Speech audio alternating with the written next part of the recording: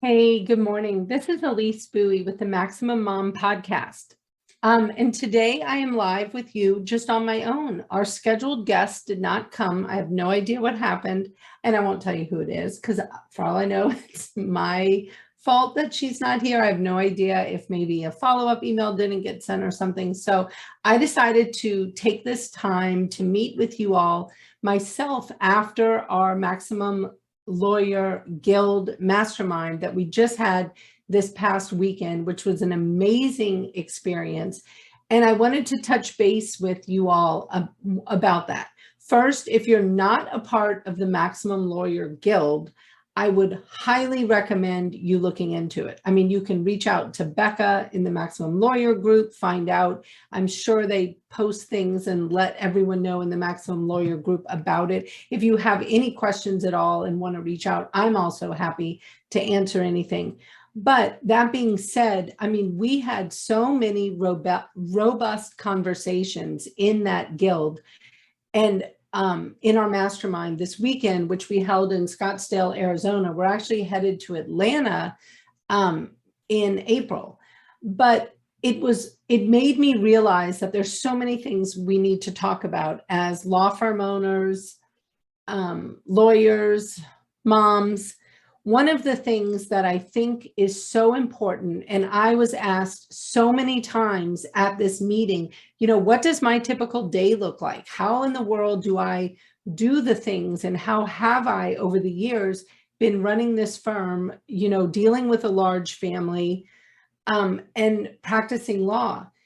And it was interesting because it was clear to me that so many people are still doing so many of the tasks themselves. They have not been able to figure out how to delegate in such a way so that they are not doing everything. And I have to say that probably the most important resource in this would be Traction. I mean, Traction is an amazing book, and it's all about, how do you run a business not by yourself, using a leadership team. But I have to tell you, this book, The EOS Life, I just love this book. This book helps you understand kind of what the goal is of Traction. And Traction is really dry. I mean, Gino Wickman wrote it. It is very dry. You can probably find all kinds of summaries of the book around if you want. Another book that I thought that was written that utilizes Traction that was helpful is Fireproof, written by Mike Morse. Excuse me. At least it had some drama to it, because their firm actually burned down, and it kind of helped to see what happens when, you're running a firm all by yourself. Excuse me, I took a sip of water, so hopefully I won't start coughing. But one of the most important things about Traction, at least for me, was really understanding my role and where my genius lies so that I can be operating in those things that I do really well and that I love, and that I can forego all the rest. And let's be serious, there's a lot of stuff I suck at. And so I have to let that stuff go and let it go to somebody else.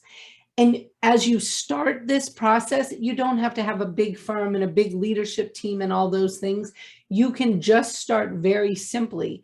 I mean, there's a few really good exercises. One I would say is the Delegate and Elevate exercise that helps you really understand what are you good at and what are you not so good at? What do you love? What do you like? What do you hate? Really understanding those things, I think, are very important. But backing up even from that, I would say the most important thing that, at least for me, that we learned through Traction, and we had learned some in other places as well, was really becoming very, very clear on our core values. Once you can nail down your core values, and those can change, don't get all wrapped around the axle that if you do them and then in a year you want to adjust them, that's fine. I mean, we all have permission to grow and learn. But getting your core values down pat so that you can be hiring and firing solely based on your core values is so important in that roller coaster of hiring. And I was seeing that so much this weekend in the mastermind of people really being on that roller coaster of hiring, and we've all done it. I mean, I've had my share of bad hires, and I have learned so much over the years about how to hire better. And when somebody is on your bus, and maybe they're on your bus for a time, and that is wonderful, but then maybe they need to get off your bus because they're going a different direction. That's okay too. It's not the end of the world. Often when people get off our bus, it's actually extremely positive, and we see a lot of growth from that. And there's so much you can learn about doing testing when you're bringing on hires, hiring for your core values, paying attention to accountability, from the get-go, making sure that you are holding people accountable early on so that if things are not working out, you can be making decisions quickly rather than having them go on and on. The other thing I wanted to tell you in our little solo Maximum Mom podcast is I actually read these two books. I mean, it's like, the 1 and then the 2.0 on my plane home from the Maximum Lawyer Guild. And these are The Simple Numbers, Straight Talk, Big Profits by Greg Crabtree. And wow, those were eye-opening. And I mean, I'm all like, texting my people in Huntsville. He lives in Huntsville. I need this guy. I need to talk to this guy. My peeps don't know him though, so I'm counting on them to get to know him really quick. But I mean, really helpful as far as looking at your numbers, understanding how to be looking at your profits. It was just very helpful in so many different ways. And so I cannot really recommend those enough as well as you're thinking about, hiring, bringing on people. How do you do that in a way that you're staying within your salary cap? I mean, he really analogizes it to the NFL, which speaks to my heart. I'm a huge football fan. And wow, were those some games yesterday. I mean, wow. Of course, everyone must know that I'm a huge Joe Burrow fan, so I'm all about Cincinnati in the Super Bowl. Watching my LSU guy win this weekend was huge. I was super psyched about that. So back to hiring. So the book analogizes a salary cap to what's in the NFL. It helps you so much really understand what should your profit line be? What should your salary cap be? And then you can really reverse engineer things. And one thing I really do love about what he says is he talks about, people are always wanting to complain about taxes and blah, blah, blah. And he talks about all the, crazy things people do to avoid taxes. And he says the number one KPI about the success of your law firm is how large is your tax bill. So I was feeling great about things based on my tax bill last year. So it was kind of funny to have somebody actually promote having a large tax bill. Obviously, we'll have to dig into that more, but I thought it was interesting. And so he really just does a great job of bringing the numbers down in a way that you can understand them, even if you are not a numbers person, which I found super helpful. And then the other thing I wanted to talk to you about briefly is, as many of you know who follow me on social media, I have become kind of obsessed with Fair Play by Eve Rodsky. And this is a system to bring real gender equity into your home. And it is so powerful. And I know when a lot of people hear the term gender equity, they kind of just gloss over it. Their mind might just go, oh my gosh, I'm not listening to that again. I have to tell you, if you're a woman, this book will absolutely revolutionize your marriage. If you're a man, this book might save your marriage. So I highly recommend getting it. I highly recommend getting the card game that goes along with it so that you and your partner can really look at how your cards are currently dealt. There's 100 cards, which kind of indicate all the 100 things that we all do in our home. And 40 of those cards are child related. So if you are a family with children, I mean, those 100 cards, many of them could be at play. One of the first exercises, though, that Eve Rodsky, the author, recommends doing is actually going through the entire card deck and throwing out those cards that have no value and no meaning in your family. I mean, maybe you and your significant other could care less about sending out Christmas cards or holiday cards. Well, toss that puppy. Don't have that on your list, and don't even waste any more emotional energy on it. I have to tell you from personal experience, somebody who is married to an extremely helpful, supportive, kind of a Renaissance guy. I mean, somebody who is looking for ways to help in our family all the time. I 100% expected that he would hold the majority of our cards. I mean, it would not have surprised me at all if he had held 70 of our cards to 30 for me.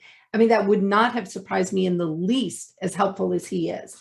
I have to tell you, when we went through these cards and saw that, in fact, I still held the majority of the cards when it came to the three things that Eve refers to, the conceptualizing, the planning, and the executing, I still held the majority of the conceptualizing and the planning. He definitely held the bulk of the executing. But one of the things that I think Eve really stresses, and I think is so important, is that ownership mindset. And I know as owners of law firms, we too have to have that. And this fair play is so important for law firm owners, because if you can grasp this in your personal life, it will revolutionize your office life. You have to be able to bring people on your bus, on your team, who you can turn an entire card over to, that they are conceptualizing, planning, and executing the entire card. And so it is so important to read this book, Fair Play, understand how to play the game, and understand how to bring this type of equity into your home. I'm telling you, if we could get everyone to read this book, I mean, I would be so happy if my business started decreasing in leads because nobody needed a divorce attorney. I mean, it truly, truly opens your eyes to what you both are doing and how you can do it better. I mean, I cannot encourage you enough to read this book. I mean, it has been one of the most important books I've read in a decade. Secondarily, Eve wrote a book entitled Find Your Unicorn Space, which is kind of the entire point of Fair Play, in that so many women stereotypically are so lost in doing all of the work around the home that they lose all sense of their independence, their unicorn space, things that make them interesting. And so being able to redeal your cards, being able to see where maybe your partner can pick up on certain things and they can be doing the entire CPE, conceptualizing, planning, and executing, and you might be able to buy back a little of your time as part of that process. Eve's next book, Find Your Unicorn Space, will help you really explore that and figure out what are those things that really light you up and that you're curious about and that you want to do, and you want to find yourself interesting again. I mean, it's hard to imagine in the pandemic, you know, as we think about this, but in my mind, now is the best time to be thinking about this. I mean, people are truly burned out and at the end of their ropes. I mean, what a great time to find that unicorn space. I mean, for me, I've been doing all kinds of weird things. I've been planting flowers and learning more about gardening. I've been following the orcas around the Pacific Northwest. I love the animals. I love learning about them. I love understanding how orcas, humpbacks, and other whales coexist. I mean, I've been having more fun learning about that. But really, really focusing on figuring out what lights you up. And I have to tell you, I mean, for me, one of my unicorn spaces is this Fair Play and Find Your Unicorn Space and getting it out in the world. And I think that finding something that you can really get behind again and you are just passionate about, it really helps you in all areas, both, you know, all three of the main areas when we think about being a mom, being an entrepreneur, and being a lawyer. I mean, all those things can get to be a real drag at times. I mean, they're difficult, they're stressful. Figure out what lights you up and what makes you happy and what creative pursuits you can follow. And they don't have to be things like painting or, you know, knitting. It doesn't have to be typical arts. I mean, it can be all kinds of things. And the book, Find Your Unicorn Space, is such an easy read. It is a fun read, and it is so provocative to help you look at these things.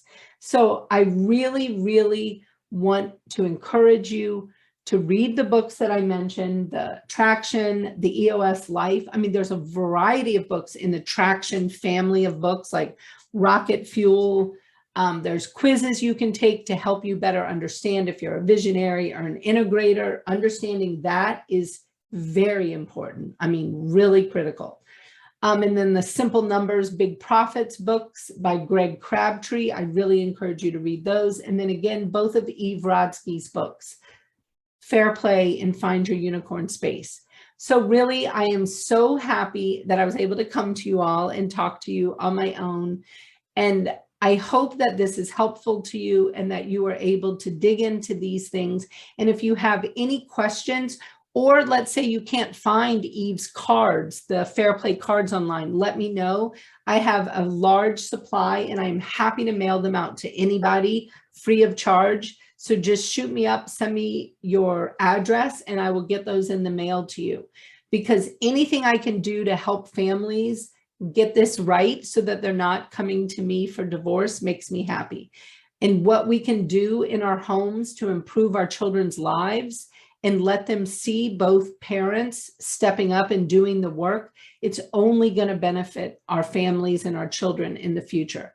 So happy reading, enjoy the rest of your day, and thanks for listening. And I can't wait to share my guest who is scheduled today another time. We will definitely get her rescheduled. And so I really appreciate it. Okay, bye.